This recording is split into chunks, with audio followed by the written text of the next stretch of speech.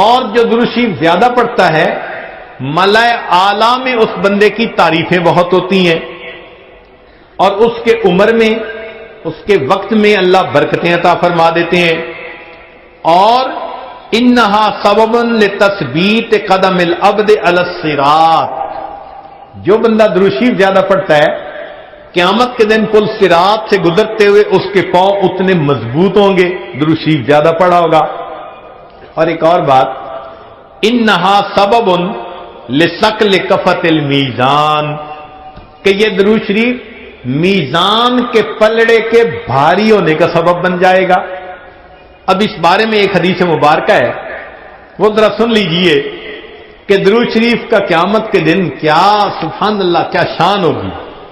ایک حدیث مبارکہ علامہ جلال الدین سیوطی رحمۃ اللہ علیہ نے التذکرہ میں اس کو ذکر کیا ہے، اور ابن ابی دنیا اور نمیری نے اس کو الاعلام کتاب میں ذکر کیا ہے.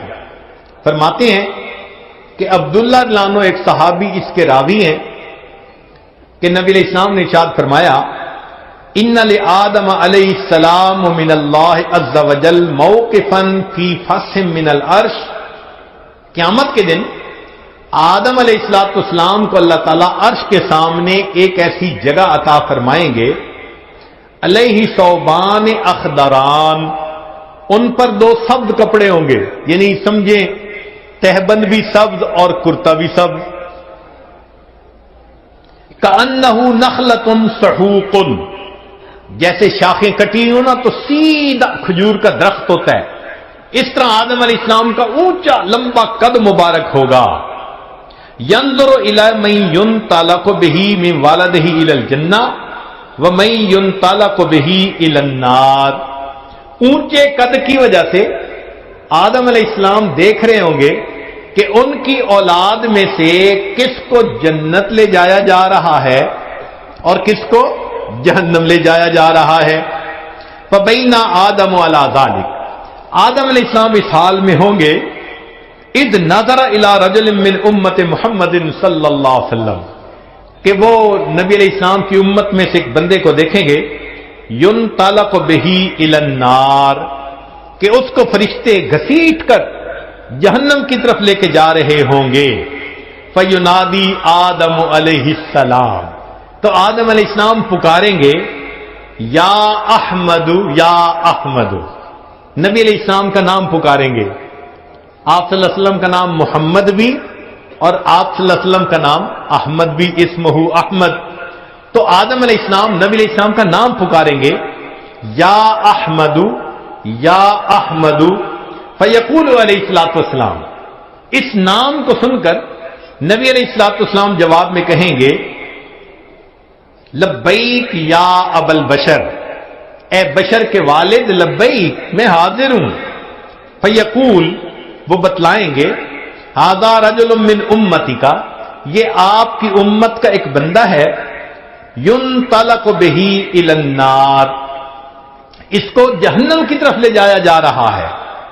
قال صلی اللہ علیہ وسلم، نبی علیہ السلام نے فرمایا، فاشد المئزرہ، میں اپنی چادر کو کس کے باندھ لوں گا.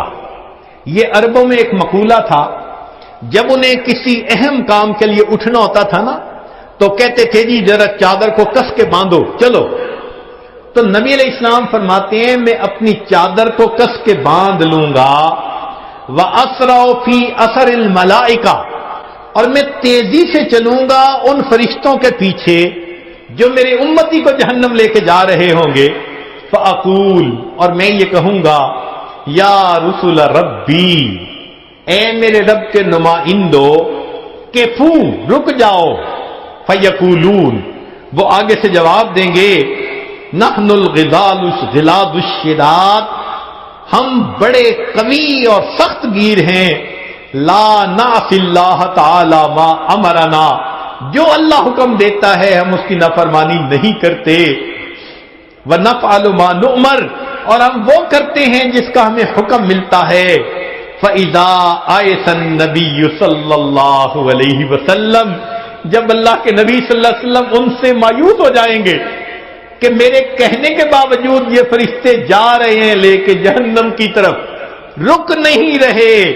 تو نبی علیہ السلام فرماتے ہیں قبض علی لحیتہ بیدہ الیسری واستقبل العرش بوجہہ. نبی علیہ السلام اپنے بائیں ہاتھ سے اپنی ریش مبارک کو پکڑیں گے اور اپنے چہرے انور کو آسمان کی طرف کر کے دیکھیں گے, عرش کی طرف کر کے دیکھیں گے. عربوں میں یہ ایک طریقہ تھا کہ جب کسی سے معافی مانگنی ہوتی, منانا ہوتا, تو آج جی کا طریقہ تھا کہ داڑھی پہ ہاتھ رکھ کے بڑی لجاجت کے ساتھ اس کی طرف محبت سے دیکھتے تھے, فریاد کرتے تھے بھئی ہم پہ رحم کھا لو. نبی علیہ السلام جب فرشتوں کو دیکھیں گے کہ وہ رک نہیں رہے, میری امتی کو لے کے جہنم میں جا رہے ہیں, آقا صلی اللہ علیہ وسلم فرماتے ہیں میں اپنی بایاں ہاتھ اپنی ریش کے اوپر رکھوں گا اور میں آسمان عرش کی طرف اپنے چہرے انور کے ساتھ دیکھوں گا. پھر نبی علیہ السلام فیقول فرمائیں گے یا ربی قد وعدتنی اللہ تخزینی فی امتی. اے اللہ آپ نے وعدہ نہیں فرمایا تھا میری امت کے معاملے میں آپ مجھے رسوا نہیں فرمائیں گے. فیاتی النداء من قبل العرش, عرش کے اوپر سے ایک آواز آئے گی اطیعوا محمدا, او میرے فرشتوں محمد صلی اللہ علیہ وسلم کی اطاعت کرو. وردوا ھذا العبد الی المقام, اور اس بندے کو واپس جہاں سے لائے تھے میزان کے قریب وہیں جا کر چھوڑ کر آؤ. چنانچہ وہ فرشتے اس بندے کو وہاں جا کر چھوڑیں گے. فیخرج صلی اللہ علیہ وسلم, اب دوبارہ وزن شروع ہوگا. نبی علیہ الصلوۃ والسلام ایک چھوٹا سا کاغذ کا پرزہ بطاقتن, کاغذ کا پرزہ نکالیں گے, بیضاء, سفید ہوگا, کل انملتے, جیسے انگلی کا پورا ہوتا ہے اس کے برابر ہوگا. فیلقیھا فی کفۃ المیزان الیمنی, اس کاغذ کے ٹکڑے کو نبی علیہ السلام نیکیوں کے پلڑے میں ڈال دیں گے. وہو یقول بسم اللہ, اور نبی علیہ السلام ڈالتے ہوئے بسم اللہ فرمائیں گے. فترجع الحسنات علی السیئات, نیکیوں کا پلڑا بھاری ہو جائے گا, گناہوں کا پلڑا ہلکا ہو جائے گا. فینادی المنادی, ندا دے گا وہ ندا دینے والا. سوئدہ و سوئدہ جدہ, یہ بندہ اس کے اجداد سعید بن گئے, اس کی نیکیاں زیادہ ہو گئیں. وثقلت موازینہ انطلقوا بہ الی الجنہ, اب اس کو جنت لے کر جاؤ. فیقول یا رسول ربی, جب جنت لے جانے لگیں گے تب وہ بندہ کہے گا اے میرے رب کے نمائندوں فرشتوں, کیفو ذرا رک جاؤ, حتی اسأل ھذا العبد الکریم علی ربہ, حتیٰ کہ میں اس کریم بندے سے ذرا معلوم تو کر لوں. فیقول, پھر وہ یہ کہے گا بے ابی انت و امی, آپ کے اوپر میرے ماں باپ قربان جائیں.